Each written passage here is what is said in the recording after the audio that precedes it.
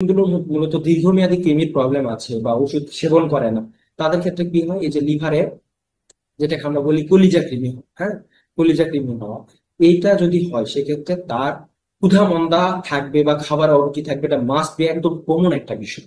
কারণ কি, যে সে যে খাবারটা খাচ্ছে সেটা তো স্বাভাবিকভাবে হজম হচ্ছে না, পেট সবসময় ফুলা ফুলা, পেট সবসময় ভরা। সেই ক্ষেত্রে খাবার যদি হজম না হয় বা খাবারের যদি যে পুষ্টিগুণ সেটা যদি বডি শোষণ করতে না পারে, ডেফিনেটলি তার খাবারের অরুচি দেখা দিবে। এই হচ্ছে বিষয়। এটা দীর্ঘমেয়াদী যদি হয় সেক্ষেত্রে যে সিরোসিস অফ লিভারের মতো সমস্যা দেখা দিতে পারে। পাশাপাশি লিভার যদি আক্রান্ত হয়, শারীরিক দুর্বলতা আসতে পারে, জন্ডিস বা লিভার সিরোসিস, লিভার এই ধরনের যে রোগগুলো, এগুলো কিন্তু হতে পারে। এই হচ্ছে বিষয়। তো নিউমোনিয়া শারীরিক বৃদ্ধির প্রতিবন্ধকতা ছোটবেলা থেকেই প্রত্যেকটা বাচ্চাকে, তো এই যে কৃমিনাশক যে ওষুধগুলো, এটা নিয়ম মাফিক নিয়মিত ভাবে খাওয়ানো উচিত। কারণ কি, এটার সঙ্গে অনেকগুলো বিষয় ডিপেন্ড করে। একটা বাচ্চার ব্রেন ডেভেলপমেন্ট থেকে শুরু করে তার হাড়ের গঠন, তার মাংসপেশির গঠন, তার কি বলবো যে টোটাল শারীরিক যে বৃদ্ধি, সব কিছুতে কিন্তু হিউজ একটা মানে ইমপ্রুভমেন্ট পাবো যদি এই বিষয়টা শুরু থেকে সচেতনতার সাথে নেওয়া যায়। কি কৃমি হচ্ছে এক নাম্বার রাউন্ড ওয়ার্ম, ওয়ার্ম মানে হচ্ছে কৃমি, রাউন্ড মানে গোল, গোল কৃমি। দুই নম্বর হচ্ছে হুক ওয়ার্ম, বক্র কৃমি। পিন ওয়ার্ম, গুড়া কৃমি, যেটা মূলত পায়ুপথ দিয়ে বাইরের দিকে আসতে পারে, বাচ্চাদের ক্ষেত্রে সবচেয়ে বেশি হয়। ট্যাপ ওয়ার্ম, ফিতা কৃমি, এটা ইন্টেস্টাইনের মধ্যে বসবাস করে। হুইপ ওয়ার্ম, চাবুক কৃমি, এটা কিছুটা লম্বা আকৃতির হয়ে থাকে। এই যে পাঁচ ধরনের কৃমির কথা বলা হচ্ছে, পাঁচ ধরনের কৃমির কথা বলা হচ্ছে। কৃমি কিন্তু বাবা একটা বিষয় হচ্ছে কি, কৃমি জিনিসটা কিন্তু আমাদের ইন্টেস্টাইন, স্টোমাকের ডিউডেনাম, এই জায়গাগুলোতে সবচেয়ে বেশি পরিমাণে কি করে, বসবাস করে। কৃমি কোথায় আক্রমণ করে? কৃমি লিভারেও আক্রমণ করে। বিশেষ করে প্রাপ্তবয়স্ক মানুষের যদি পেটের মধ্যে কৃমি থাকে, কৃমি কিন্তু একটা রক্ত শোষণকারী পরজীবী, বিশেষ করে মানুষের বডির যে ফ্লুইড, ইন্টারনাল ফ্লুইড বা ইন্টারসেলুলার ফ্লুইড, রক্ত, এটা কিন্তু কি করে, কৃমি চুষে খেয়ে নেয়। পাশাপাশি কৃমির আরো একটা খারাপ প্রভাব আছে, যেটা কৃমি যদি দীর্ঘমেয়াদী কারো শরীরের মধ্যে বসবাস করে, তার শরীরের হজম প্রক্রিয়ায় ব্যাঘাত করবে। তার লিভারে আক্রমণ করতে পারে, বাইল ডাক্টে আক্রমণ করতে পারে, ইন্টেস্টাইন আক্রমণ করতে পারে। এই ইন্টেস্টাইন গুলোতে অনেক সময় দেখবেন দীর্ঘমেয়াদী যাদের কৃমি, ইন্টেস্টাইনে ক্ষতের সৃষ্টি করে। ইন্টেস্টাইন থেকে একটা সময় পর দেখা যাচ্ছে যে মেলেনার মতো যে রোগটা, বিশেষ করে পায়খানার সঙ্গে রক্ত যাওয়া, এগুলো কিন্তু অনেক সময় এই কৃমির কারণে হতে পারে।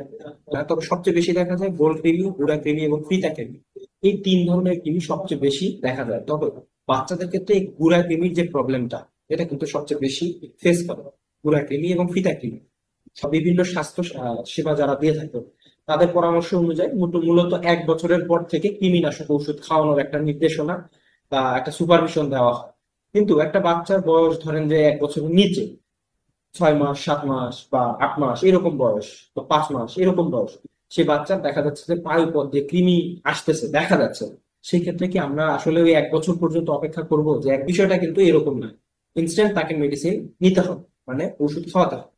আচ্ছা, দ্বিতীয়ত আরেকটা বিষয় নিয়ে এখানে কনফিউশন কাজ করে, সেটা হচ্ছে কৃমিনাশক ঔষধ। অনেকেই মনে করে যার হয়েছে শুধু সেই খাবে। তো কৃমিনাশক ওষুধ পরিবারের সবাইকে খাওয়ানো, কেন খাওয়ানো হয়? এটা মূলত পরিবারের সবাইকে খাওয়ানোর পেছনে একটা মূল কারণ আছে। পরিবারের সবাই কিন্তু, আমরা মানুষ হিসেবে সামাজিক জীব, মানে একটা পরিবারে যখন বসবাস করি, একজনের মানে পরিধেয় কাপড় চোপড়, একজনের থালা বাটি বা পরিধেয় জিনিসপত্র, ব্যবহারের জিনিসপত্র, এগুলো কিন্তু আমরা সচরাচর একজনের তার একজন ব্যবহার করতেই পারি বা করি। একই জায়গায় বসবাস করা, একই বিছানায় শোয়া বা ঘুমানো, এগুলো কিন্তু হয়ে থাকে। এখন যদি কারো বডিতে কৃমি বা শরীরের মধ্যে কৃমি থাকে, সেই ক্ষেত্রে এই কৃমিগুলো মানুষের বডিতে একজন থেকে আরেকজনের বডিতে কিভাবে যায়? এটা কিন্তু অনেকগুলো রুট আছে বা অনেকগুলো পথ আছে, অনেকগুলো রুট বা অনেকগুলো পথ আছে, যে পথগুলো দিয়ে কৃমিগুলো প্রবেশ করে। যেমন আমাদের যে পায়ের তালু আছে, এই পায়ের তালু দিয়ে কি করে ওই কৃমি কিন্তু প্রবেশ করে। অনেক সময় দেখবেন যে বিশেষজ্ঞ ডাক্তাররা পরামর্শ দেয় যে মাটিতে মাটিতে হাঁটা চলা করার ক্ষেত্রে জুতা ব্যবহার করার জন্য। এই পায়ের রুট পিক করে কিন্তু কি করে, কৃমি বডির মধ্যে প্রবেশ করে। তো অনেকগুলো রুট আছে, যে রুট গুলো দিয়ে কি করে আহ মানে কৃমিগুলো মানুষের বডিতে চলে যায়। বাচ্চাদের কৃমি হওয়ার পেছনের কারণ কি? বাচ্চাদের কৃমিগুলো সমস্যায় মানে এই কৃমি সমস্যা সবচেয়ে বেশি বাচ্চাদের হয়। কেন হয়? বাচ্চারা যে কোনো জিনিস পেলে হাতে নিয়ে প্রথমত কাজ হচ্ছে মুখের মধ্যে দেওয়া। সে যদি ধুলাবালি মানে লেগে আছে এমন মানে খেলনা পায়, সেটাও মুখের মধ্যে দেয়। কোনো কাপড় পেলো সেটাও মুখের মধ্যে দেয়, বা যে কোনো কিছু সে মুখের মধ্যে দিতে চায়, যখন সে মুখের মধ্যে দিতে চায় বা দেয়, তখন দেখা যাচ্ছে ওটার মাধ্যমে কি হয়, তার বডির মধ্যে কৃমি প্রবেশ করে দেয়। এখন বলা হয় যে বাচ্চাকে পরিবারের সবাইকে কৃমির ওষুধ খাওয়াতে হবে। কেন? ওই বাচ্চাটাকে সবাই দেখা যাচ্ছে আদর করে বা খাওয়ায়, বা বাচ্চার মা খাওয়ায়। তো বাচ্চার মায়ের হাত বা বাচ্চার মায়ের চলাফেরা দেখা যাচ্ছে যে যে কোনো সময় হয়তো বা অপরিষ্কার হাতেও বাচ্চাকে নিচ্ছে। এই যে অপরিষ্কার হাতে বাচ্চাকে নিল, এর ফলে কি হবে? এর ফলে কিন্তু বাচ্চার শরীরে কি হতে পারে, মানে কৃমি প্রবেশ করতে পারে। তো এটাই হচ্ছে বিষয়। এই জন্য বলা হয় যে পরিবারের যদি কারো কৃমির সমস্যা থাকে, সেক্ষেত্রে পরিবারের সবাইকে এই কৃমির ওষুধটা খাওয়ালে সবচেয়ে বেটার রেজাল্ট পাওয়া যায়।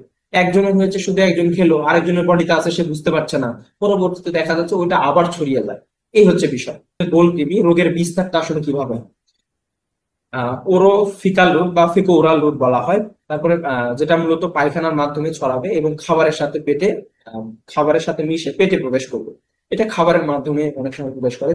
কিভাবে প্রবেশ করে বা খাবারের মাধ্যমে কিভাবে যায়? আমরা যে শাকসবজিগুলো খাই বা বিভিন্ন সময় শাকসবজিগুলো আমরা খেয়ে থাকি। এই শাকসবজিগুলো অনেক সময় দেখবেন যে কিছুটা মানে অপরিষ্কার বা ভালোভাবে পরিষ্কার না করে আমরা সেটা রান্না করে খেয়ে ফেলি।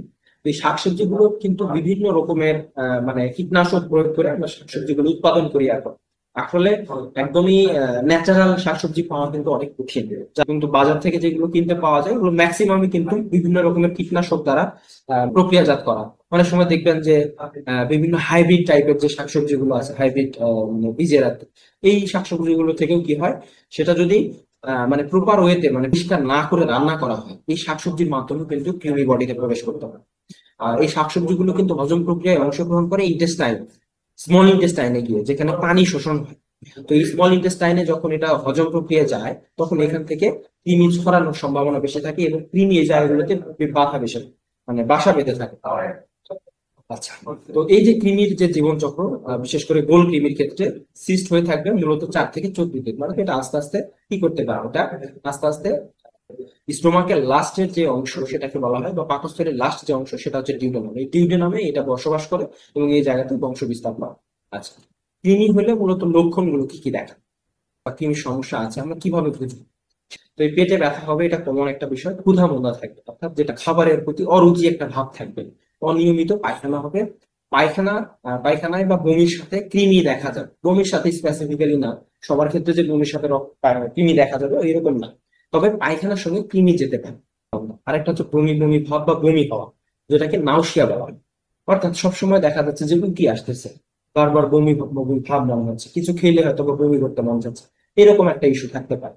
কাশি থাকতে পারে, কাশির সঙ্গে রক্ত যেতে পারে, অর্থাৎ শুকনো কাশি হতে পারে। এক্ষেত্রে সবার ক্ষেত্রে যে হবে বিষয়টা এরকম না, তবে কিছু কিছু ক্ষেত্রে কাশি থাকতে পারে, কাশির সঙ্গে অনেক সময় রক্ত যেতে পারে। মূলত স্টোমাক বা ডিউডেনামে হলে কাশির সঙ্গে অনেক সময় রক্ত চলে আসে, অথবা লিভারের মধ্যে হলে অনেক সময় কাশির সঙ্গে রক্ত আসতে পারে। দাঁতে দাঁতে ঘর্ষণ হয় রাত্রে, অর্থাৎ যেটাকে আমরা বলি দাঁত ইটিরিমিটির কর, দেহের ওজন কমে যাবে, ইডিমা থাকবে, বাচ্চাদের খিচুড়ি হতে পারে। এখন কৃমি হচ্ছে একটা রক্ত শোষণকারী পরজীবী, যেটা মূলত বডি থেকে রক্তের মধ্যে মিশে থাকা যে পুষ্টি উপাদানগুলো আছে যেটা সে শোষণ করে, যেটা বডি পাওয়ার কথা বা শরীর পাওয়ার কথা সেটা পায় না। সেটা কি করে, এই কৃমি আস্তে আস্তে শোষণ করে, করতে করতে এটা একটা পর্যায়ে কি অনেক বড় একটা চ্যানেল বা বাইন্ডিং তৈরি করে।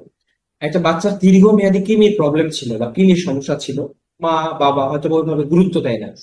তো বাচ্চাটা একটা পর্যায়ে গিয়ে ইন্টেস্টিনাল অবস্ট্রাকশন, অর্থাৎ ইন্টেস্টাইন বা ক্ষুদ্রান্ত বৃহদান্ত্র কি হয়ে গেছে, ব্লক হয়ে গেছে। কেন? বাচ্চাটা টানা 8-10 দিন যাবত কোনো বাথরুম বা পায়খানা করে না। সে যে পায়খানা করবে বা পায়খানাটা যে আসবে, সেটা কোন পথ দিয়ে আসবে? লার্জ ইন্টেস্টাইন দিয়ে আসবে।